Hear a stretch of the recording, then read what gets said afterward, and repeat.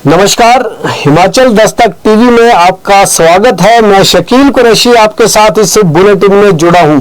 आज दिन भर क्या कुछ अपडेट रहा है इसकी जानकारी हम आपको देंगे। मुख्यमंत्री सुखविंदर सिंह सुक्खू दिल्ली में है और दिल्ली में आज उनके क्या कार्यक्रम रहे। कल एक बड़ी बैठक अमित शाह के साथ होने वाली है, उसकी भी जानकारी आपको देंगे। कर्मचारियों से जुड़े हुए अलग अलग मुद्दे हैं, सुप्रीम कोर्ट का ऑर्डर है, हाई कोर्ट के मामले हैं जिनमें कर्मचारियों को लेकर जो है वो कई फैसले सामने आए हैं, इसकी जानकारी आपसे साझा करेंगे। साथ ही विपक्ष के नेता जयराम ठाकुर ने भी पलटवार किया है सरकार पर भर्तियों के मामले को लेकर, उसकी भी जानकारी देंगे। शिमला में एक दर्दनाक हादसा हुआ है, उसके बारे में आपसे विस्तार से चर्चा करेंगे, आपको जानकारी देंगे और प्रदेश भर के कई दूसरे समाचारों से आपको अवगत कराएंगे। तो कल मुख्यमंत्री सुखविंदर सिंह सुक्खू की एक बड़ी मीटिंग दिल्ली में होने वाली है नॉर्थ जोन काउंसिल की। उसके लिए मुख्यमंत्री पिछले कल ही दिल्ली चले गए थे और अमित शाह से मुलाकात जो है वो कल संभव है। तो कल सोमवार को केंद्रीय गृह मंत्री अमित शाह से मुख्यमंत्री मिलेंगे और नॉर्थ जोन काउंसिल की बैठक के लिए जो है वो सीएम दिल्ली गए हैं, वहां पर हिमाचल के हितों की बात की जाएगी। सीएम इस दौरान हिमाचल में आपदा को लेकर भी बात अपनी रख सकते हैं। पीएम ने 1500 करोड़ रुपए की राशि देने का वायदा जो है वो हिमाचल प्रदेश में किया था, उसे लेकर बात होगी दिल्ली में। तो वहीं आपदा पीड़ितों को वन भूमि पर बसाने का मामला भी उठाया जाएगा। तो एक अहम बैठक जो है वो दिल्ली में कल नॉर्थ जोन काउंसिल की होगी और इस बहाने से केंद्रीय गृह मंत्री अमित शाह से मुख्यमंत्री सुखविंदर सिंह सुक्खू की मुलाकात हो सकती है। इससे पहले भी वो अलग से बैठक करने के लिए दिल्ली गए थे, लेकिन तब बैठक ये नहीं हो सकी। लेकिन एक बार फिर मौका जो है वो मुख्यमंत्री को मिला है और कल इस मौके को पूरी तरह से वो बुनाएंगे और हिमाचल प्रदेश में आपदा की स्थिति को लेकर जो है वो जानकारी देंगे और राहत के लिए केंद्र सरकार से एक बार फिर मदद की गुहार वहां पर लगाई जा सकती है। इसके अलावा नॉर्थ जोन काउंसिल की जो बैठक है उसमें जो पड़ोसी राज्य है उनके साथ सीमाई विवादों को लेकर भी वहां पर चर्चा की जाएगी। हरियाणा, पंजाब, जम्मू कश्मीर और उत्तराखंड के साथ हिमाचल प्रदेश की सीमा लगती है, जिनको लेकर सालों से मामले जो है वो उठाए जा रहे हैं। मंगलवार को सीएम की जो है वो वापसी भी इस बैठक के बाद हो सकती है। इसके साथ ही दिल्ली में कल कांग्रेस के नेताओं से भी मुख्यमंत्री मिल सकते हैं, आला नेताओं से, क्योंकि हिमाचल प्रदेश में संगठन के गठन को लेकर जो है वो अभी तक मामला जो है वो हल नहीं हो पाया है और जल्दी ही प्रदेश अध्यक्ष की घोषणा भी यहां पर की जानी है। तो वो अभी मामला जो है वो सुलझ नहीं पाया है। इसके अलग जो है वो कांग्रेस के पार्टी हाईकमान ने हिमाचल प्रदेश में जिला अध्यक्षों की नियुक्ति के लिए जो है वो पर्यवेक्षक लगाए हैं और उन पर्यवेक्षकों को अभी आने का सिलसिला अब यहां पर शुरू हो जाएगा। तो कुल मिलाकर संगठन को लेकर भी मुख्यमंत्री की जो है वो चर्चा वहां पर होगी और साथ ही साथ सीमाई विवादों का मामला जो है वो उठाया जाएगा। इसके अलावा सबसे प्रमुख मुद्दा है हिमाचल प्रदेश को आपदा राहत लेने का, तो उसको लेकर भी वहां पर जो है वो चर्चा होनी पूरी तरह से संभव यहां पर बताई जा रही है। इसके साथ साथ आज अगर मुख्यमंत्री के कार्यक्रम की बात करें तो दिल्ली में लार्सन एंड टुब्रो कंपनी ने जो है वो मुख्यमंत्री राहत कोष में कुछ अंशदान दिया है और हिमाचल प्रदेश में निवेश के मामलों को लेकर उनके साथ मुख्यमंत्री ने जो है वो चर्चा वहां पर की है। तो कंपनी के पदाधिकारी आज मुख्यमंत्री से दिल्ली में मिले हैं और उन्होंने हिमाचल प्रदेश की किस तरह से मदद की जा सकती है, हिमाचल प्रदेश में वो निवेश किस तरह से यहाँ पर बढ़ा सकते हैं, इसको लेकर विस्तार से जो है वो इन मामलों में चर्चा वहां पर की गई है। प्रदेश की अन्य खबरों की बात करें तो कर्मचारियों की भर्ती प्रक्रिया जो है वो बिजली बोर्ड में अब शुरू होगी। तकनीकी कर्मचारियों की भर्ती प्रक्रिया ये शुरू होने जा रही है। इसमें 1000 टीममेट जो है वो रखे जाएंगे। सरकार ने इसकी मंजूरी जो है वो पहले ही बिजली बोर्ड को दे दी है और अब नियामक आयोग ने भी पिछले कल 1602 बिजली मित्र रखने को जो है वो अपनी मंजूरी प्रदान की है, जिसके साथ ये दूसरी भर्ती भी जो है वो टीममेट की शुरू होने जा रही है। जल्दी ही इसके लिए बिजली बोर्ड आवेदन मांगने वाला है। तो बिजली बोर्ड में तकनीकी कर्मचारियों की काफी ज्यादा कमी है और इस कमी को दूर करने के लिए अब राज्य सरकार पूरी तरह से जो है वो तैयार हो चुकी है। 1600 भर्ती जो बिजली मित्र हैं उनकी भर्ती यहां पर की जाएगी और सभी आउटसोर्स आधार पर भर्ती किए जाएंगे।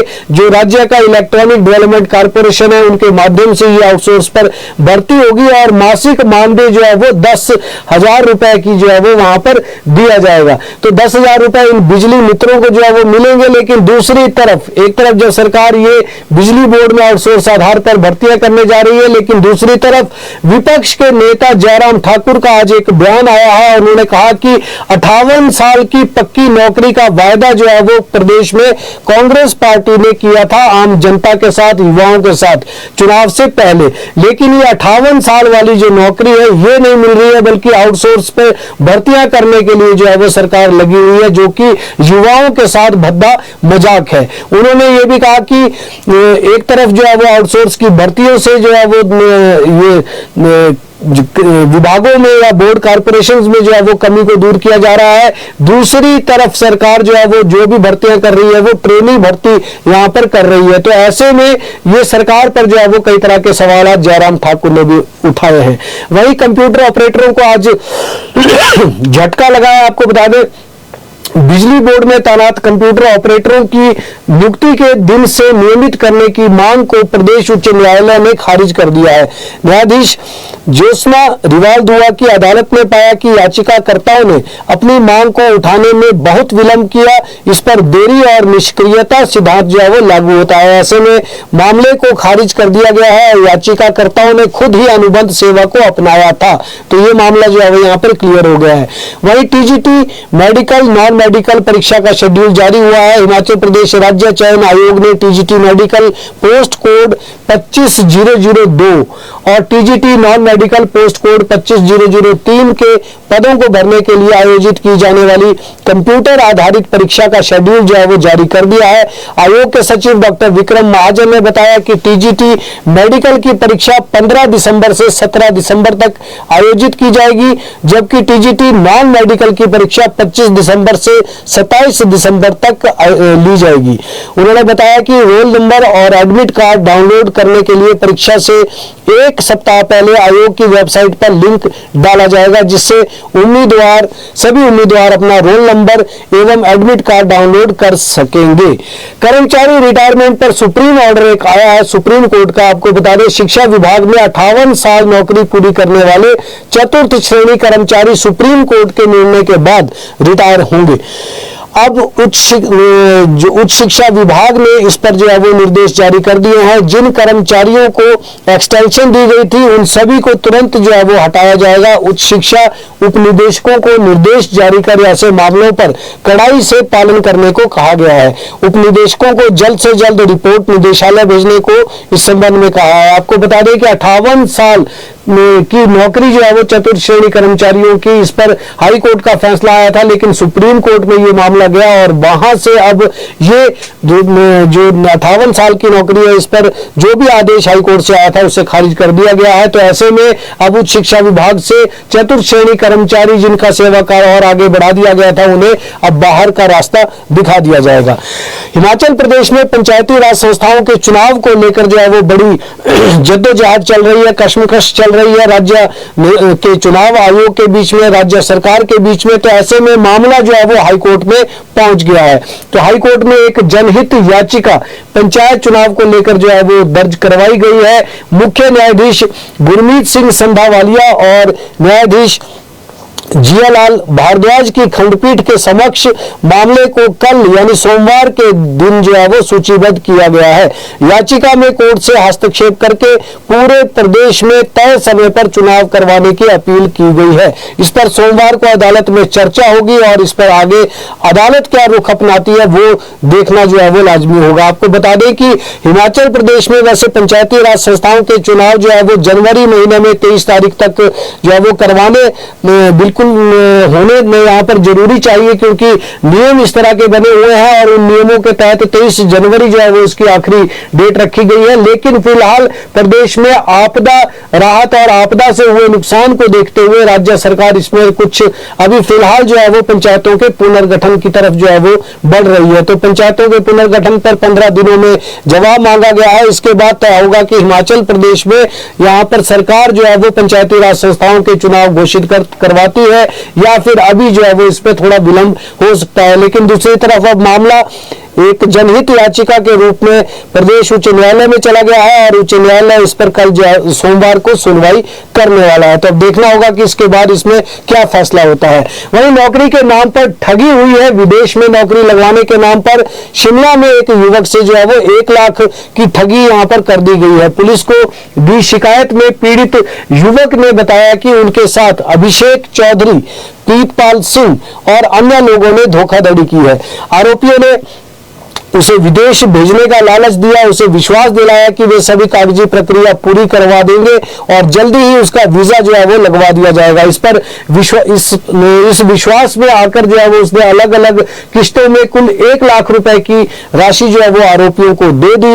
लेकिन जब कई दिनों तक कोई अपडेट नहीं मिला और वो बार बार आरोपियों से पूछता रहा तो वे टालमटोल करने लगे रहे। तो बाद में उन्होंने फोन भी उठाना बंद कर दिया है, जिसके बाद उसने इस युवक ने जो है वो पुलिस में अपनी शिकायत दर्ज करवा दी गई है। तो ऐसे जो धोखाधड़ी करने वाले लोग हैं इनसे बचना जो है वो बेहद ज्यादा जरूरी है। एचआरटीसी की बसों में हिम बस कार्ड शुरू हो गए हैं। एचआरटीसी की बसों में हिम बस कार्ड चलने का जो क्रम था वो शुरू कर दिया गया है। हालांकि योजना के तहत 15 जनवरी के बाद ही एचआरटीसी की बसों में केवल मात्र हिम बस कार्ड पर ही रियायती सफर की सुविधा मिलेगी, मगर इनका चलन जो है वो अभी से शुरू हो चुका है। अगर किसी का हिम बस कार्ड नहीं बना होगा तो उसे रियायत का लाभ जो है वो नहीं मिल पाएगा 15 जनवरी के बाद। यानी अन्य किसी भी कार्ड पर अब रियायती सफर की सुविधा जो है वो नहीं होगी। ऐसे में हिम बस कार्ड ना होने पर दूरी के मुताबिक पूरा बस किराया चुकाना पड़ेगा। आजकल जो हिम बस कार्ड एचआरटीसी बना रहा है वो प्रदेश के कई प्रमुख शहरों में जो है वो बनाए जा रहे हैं और कई लोगों ने ये बना भी दिए हैं और एचआरटीसी को उम्मीद है कि इन हिम बस कार्ड की बिक्री से उसे लगभग 2 से 3 करोड़ रुपए की कमाई यहाँ पर हो जाएगी। और 15 जनवरी के बाद बिल्कुल भी ये कार्ड जो है वो पूरी तरह से सक्रिय हो जाएगा और किसी को भी रियायती सफर की सुविधा जो है वो नहीं मिलेगी अगर उसके पास हिम बस कार्ड नहीं होगा। तो अभी भी एचआरटीसी के काउंटर्स पे ये हिम बस कार्ड बन रहे हैं और इनसे ही जो है वो एचआरटीसी के जो कंडक्टरों के पास मशीनें हैं उस पर ये चलने भी शुरू हो चुके हैं। कुल्लू में एक और फिर से जो है वो अग्निकांड सामने आया है। कुल्लू जिला में एक बार फिर ये अग्निकांड की घटना जो है वो पेश आई है। मणिकर्ण में भीषण अग्निकांड से 2 परिवारों के आशियाने जलकर राख हो गए। घटना शनिवार देर रात पेश आई है। इस अग्निकांड से लाखों रुपए का नुकसान होने का अनुमान है। आग लगने का पता चलने के बाद दमकल विभाग के कर्मी भी घटनास्थल पर पहुंचे और ग्रामीणों के साथ मिलकर आग पर उन्होंने नियंत्रण पाया। जब तक आग पर पूरी तरह से काबू पाया जाता तब तक दोनों घरों के अंदर रखा सामान जो है वो पूरी तरह से जलकर नष्ट हो गया है। ये घटना चुनीलाल और भागचंद नामक व्यक्तियों के साथ घटी है।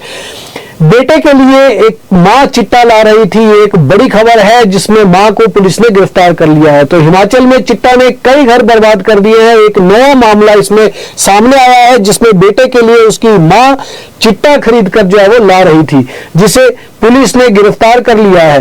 देहरा पुलिस की कार्रवाई के बाद यह सच्चाई जो है वो सामने आई। मां ने बताया पुलिस को कि उसका बेटा जो है वो चिट्टे का आदी हो चुका है और वो बेटे को तड़पता हुआ नहीं देख सकती थी।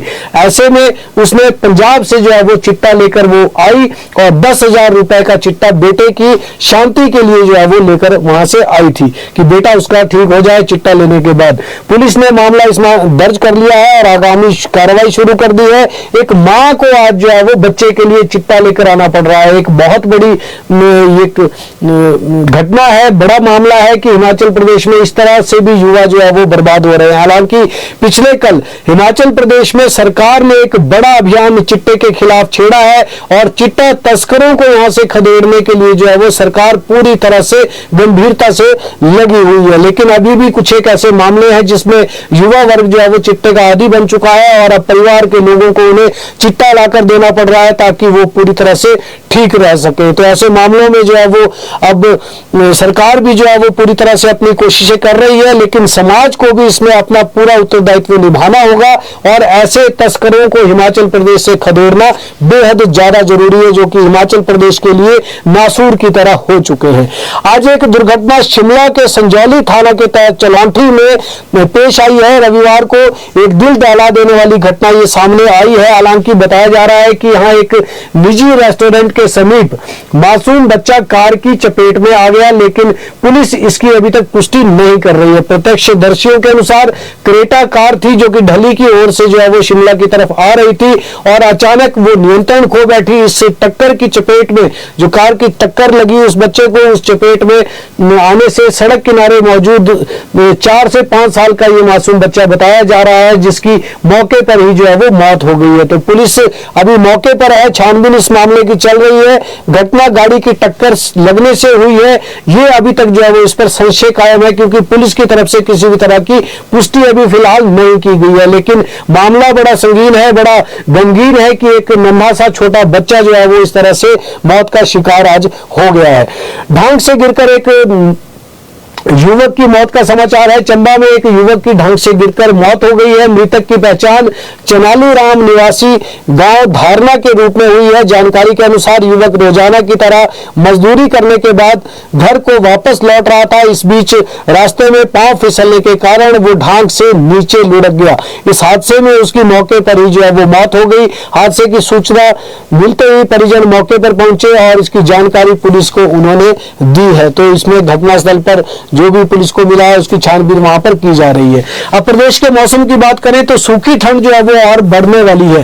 हिमाचल में ठंड लगातार जो है वो बढ़ती जा रही है। पहाड़ों के साथ मैदानी इलाकों में भी रातें सर्द हो गई है।